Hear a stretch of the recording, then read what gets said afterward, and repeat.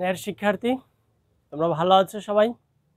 আজকে আমরা পড়ব ফিজিক্সের সপ্তম অধ্যায় তরঙ্গ ও শব্দ সম্পর্কে। তো তরঙ্গ ও শব্দ সম্পর্কে আজকের ক্লাসটি হচ্ছে দ্বিতীয় ক্লাস।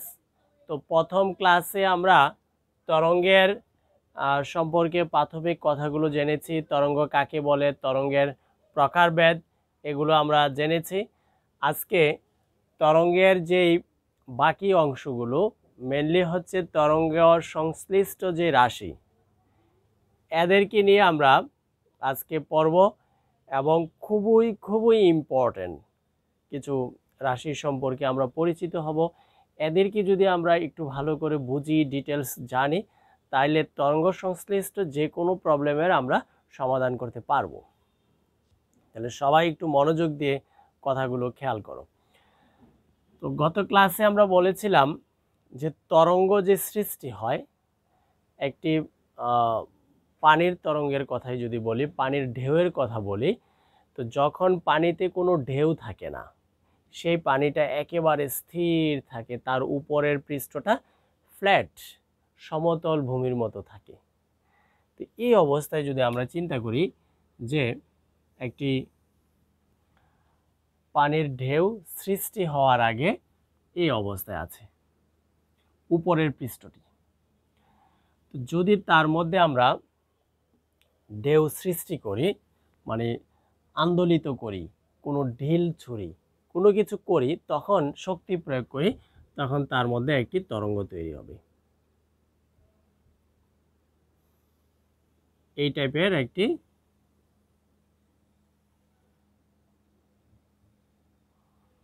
তরঙ্গ সৃষ্টি হচ্ছে, ঠিক আছে? এই তরঙ্গটির মধ্যে কি কি রাশি আছে এগুলো সম্পর্কে আমরা একটু ডিটেলস জানব।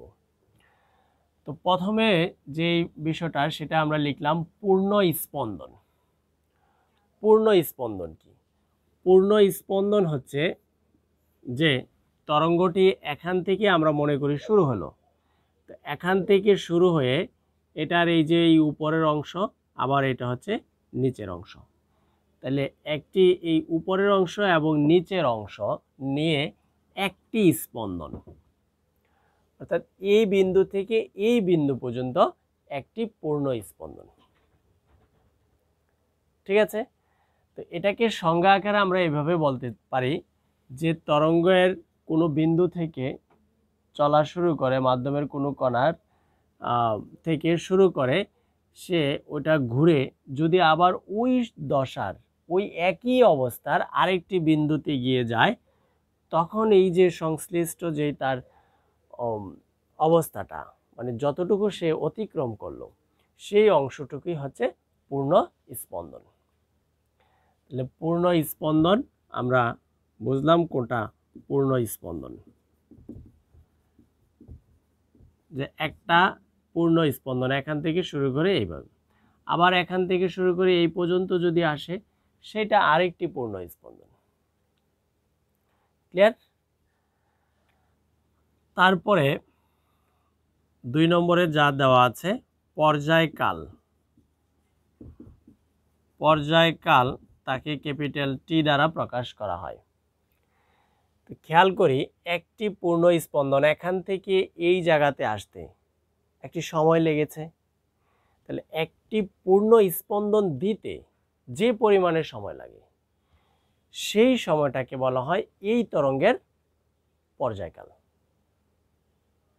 একটা স্পন্দন দিতে যে সময় লাগে, সেই সময়টিকে বলা হয় পর্যায়কাল। আর পর্যায়কালকে ক্যাপিটাল টি দ্বারা প্রকাশ করা হয় এবং পর্যায়কালের একক হচ্ছে সেকেন্ড। যেহেতু এটা সময়কে বোঝানো হয়, তো আমরা জানি সময়ের একক হচ্ছে সেকেন্ড, যেন পর্যায়কালের একক হচ্ছে সেকেন্ড, ঠিক আছে? তারপরে দশা।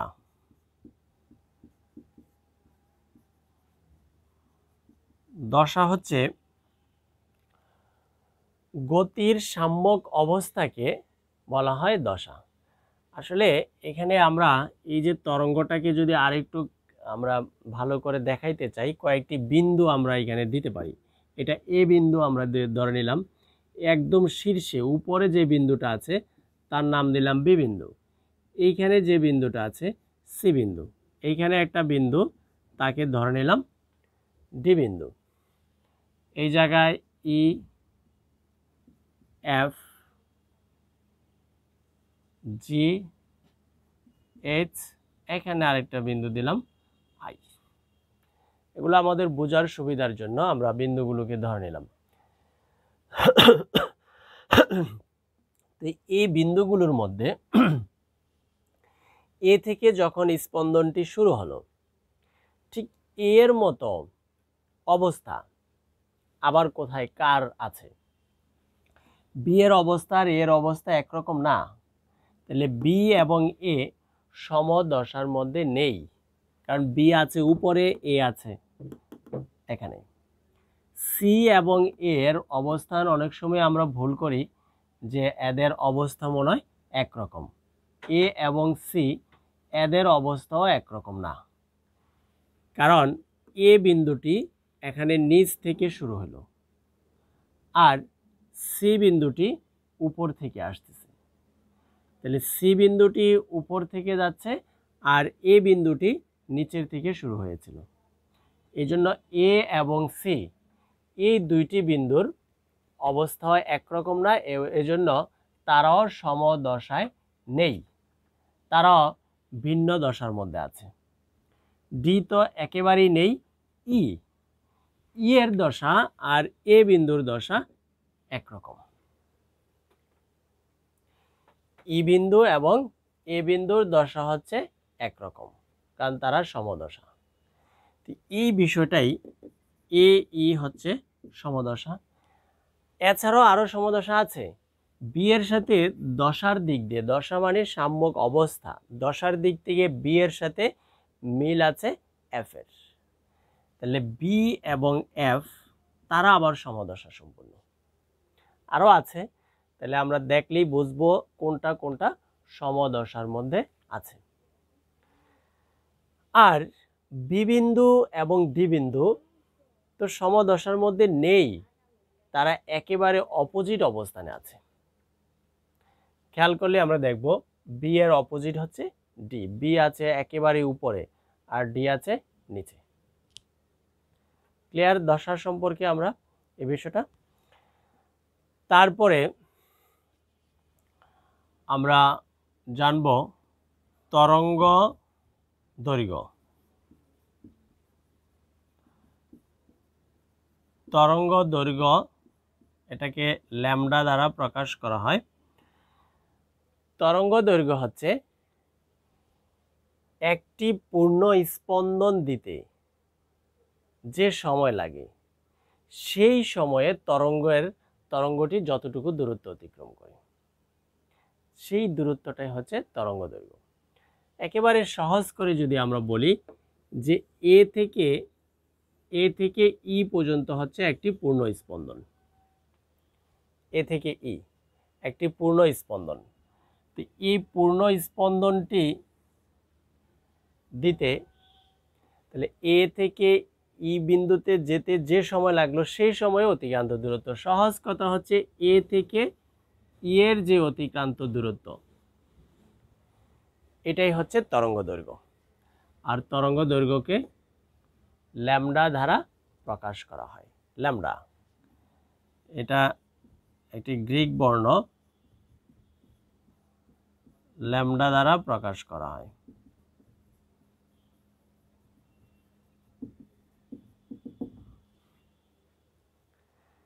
ঠিক আছে, তাহলে তরঙ্গ দৈর্ঘ্য হচ্ছে একটি পূর্ণ স্পন্দনের দৈর্ঘ্য, সরাসরি দৈর্ঘ্যটা। তারপরে কম্পাঙ্ক সম্পর্কে আমরা জানবো। আরেকটি খুব ইম্পর্টেন্ট বিষয় হচ্ছে কম্পাঙ্ক। কম্পাঙ্ক তাকে স্মল এফ দ্বারা প্রকাশ করা হয়। এটার সংজ্ঞাটা হচ্ছে এরকম যে প্রতি সেকেন্ডে, মানে 1 সেকেন্ডে তরঙ্গটি যতটি পূর্ণ স্পন্দন দেয় সেই স্পন্দনের সংখ্যাই হচ্ছে তার কম্পাঙ্ক। ঠিক আছে, তাহলে 1 সেকেন্ডে অনেকগুলো পূর্ণ স্পন্দন দিতে পারে। এটা তরঙ্গটি কেমন তার উপরে নির্ভর করে। যেমন আমরা যদি এই টাইপের একটি তরঙ্গ আঁকি, এখানে একটি তরঙ্গ, আবার আরেকটু বড় করে আরেকটি তরঙ্গ আঁকলাম, দেখা গেল যে এই উপরে যেটা আঁকলাম ছোট করে, এখানে 1 সেকেন্ডে 50টি স্পন্দন দেয়, এরকম পূর্ণ স্পন্দন। যদি 50টি স্পন্দন দেয় তাহলে তার কম্পাঙ্ক হচ্ছে 50।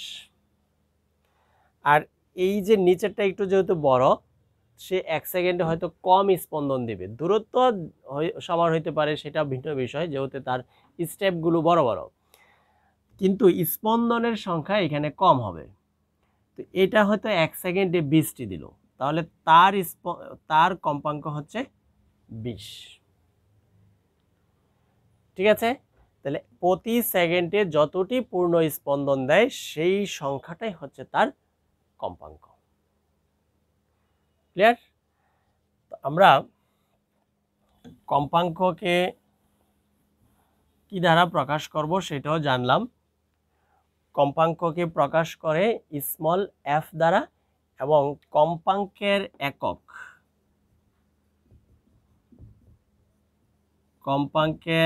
একক হচ্ছে হার্জ। কম্পাঙ্কের একক হার্জ, HZ, অথবা পার সেকেন্ডও তার একক হয়, হার্জ অথবা পার সেকেন্ড। ঠিক আছে, তো সূত্র, কম্পাঙ্ক নির্ণয়ের আবার সূত্র আছে। সূত্রটা হচ্ছে এরকম, F সমান, F তো কম্পাঙ্ক আমরা জানলাম, F সমান 1/T, অর্থাৎ ক্যাপিটাল টি এর মান। ক্যাপিটাল টি কি সেটা আমরা জেনেছিলাম, ক্যাপিটাল টি হচ্ছে পর্যায়কাল। তাহলে কোনো তরঙ্গের যদি আমরা পর্যায়কাল জানি, অর্থাৎ ক্যাপিটাল টি এর মান জানি, তাহলে ওই তরঙ্গের কম্পাঙ্কের মান আমরা বের করতে পারবো। কম্পাঙ্কের আরেকটি সূত্র আছে,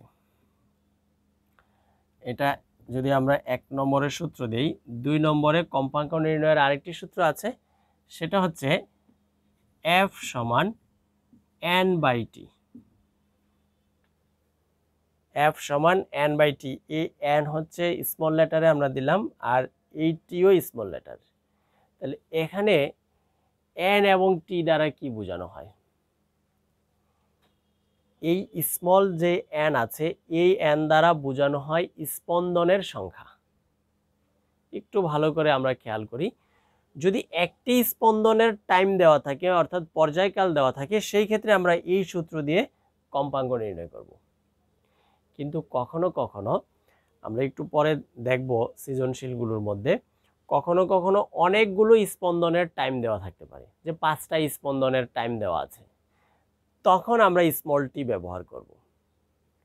একটা স্পন্দনের টাইম দেওয়া থাকলে ক্যাপিটাল টি, আর যদি অনেকগুলো, একের বেশি স্পন্দনের সময় দেওয়া থাকে, সেই ক্ষেত্রে ব্যবহার করব আমরা স্মল টি, ছোট হাতের টি।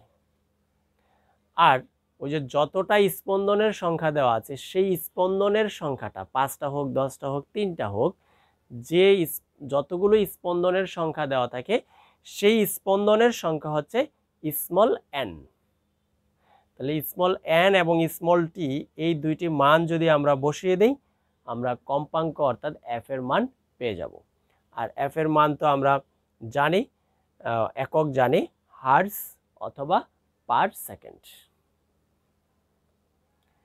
ঠিক আছে, নেক্সট আমরা জানব বিস্তার। বিস্তার, উপরে এগুলো মুছে ফেলেই।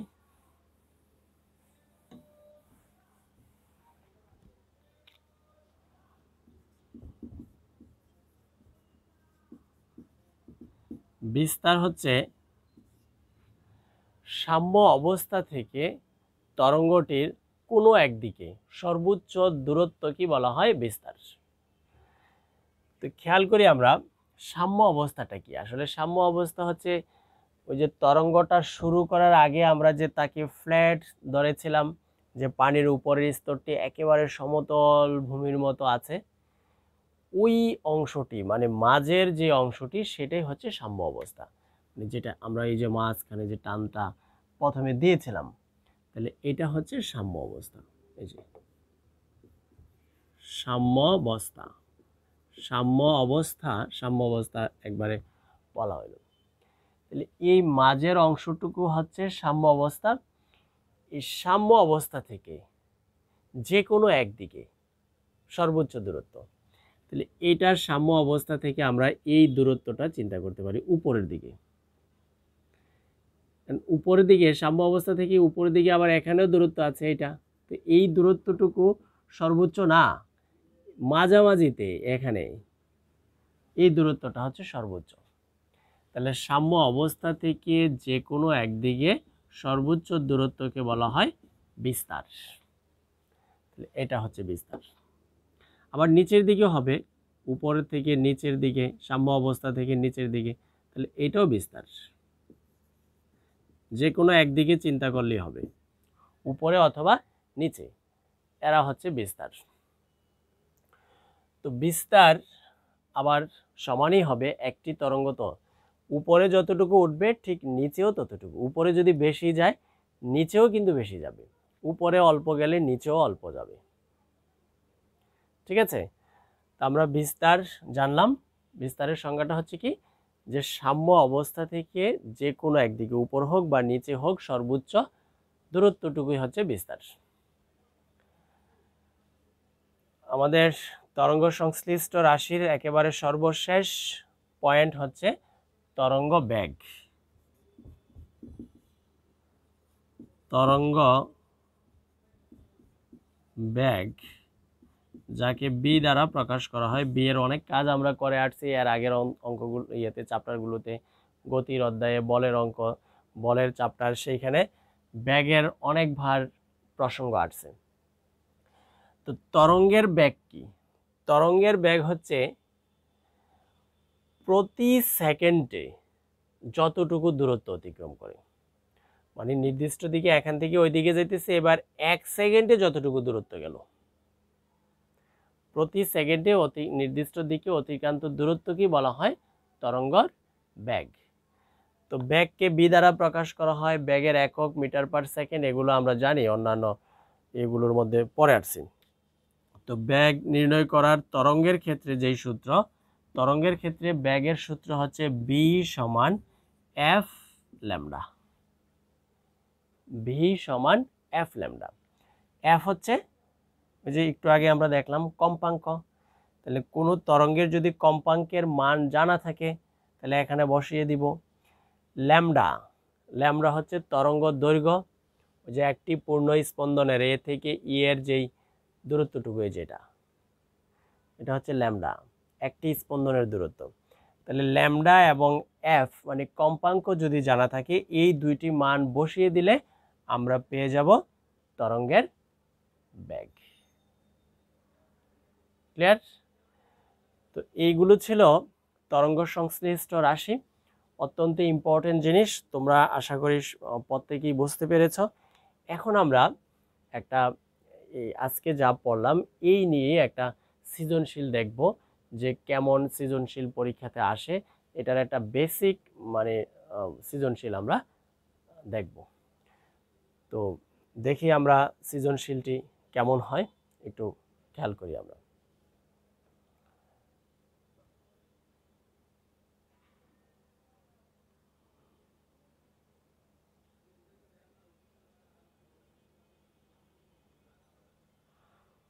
তো আমরা একটি সৃজনশীল এখানে দাঁড় করালাম, ছোট একটি সৃজনশীল।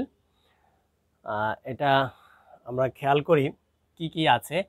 একটি তরঙ্গ দেওয়া আছে, এই প্রসঙ্গের মধ্যে আরও কিছু তথ্য দেওয়া আছে উদ্দীপকের মধ্যে। তরঙ্গটির মোট সময় দেওয়া আছে, মানে এখান থেকে শুরু করে তরঙ্গটি এই পর্যন্ত যেতে যে সময় লেগেছিল সেটাকে এখানে মোট সময় বলা আছে। মোট সময় হচ্ছে 0.06 সেন্টিমিটার।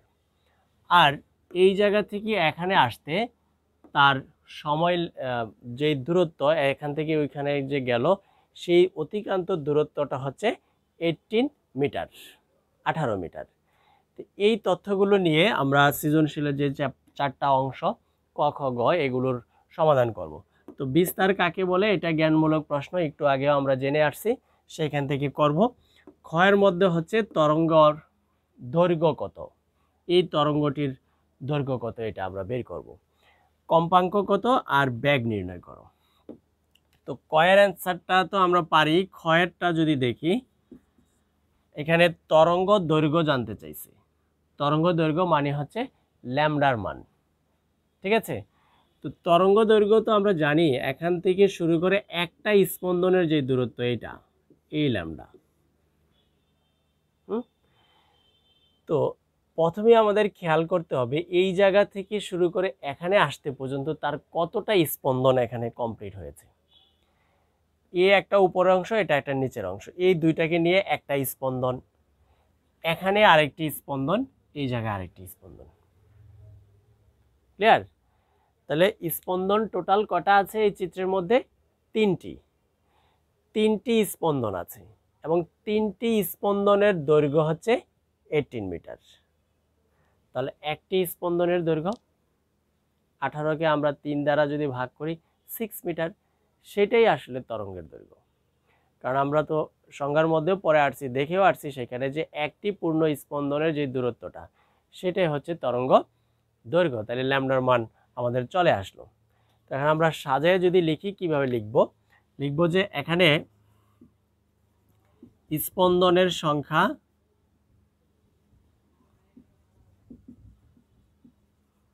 চিত্র থেকে দেখি স্পন্দনের সংখ্যা হচ্ছে 3টি আর মোট অতিক্রান্ত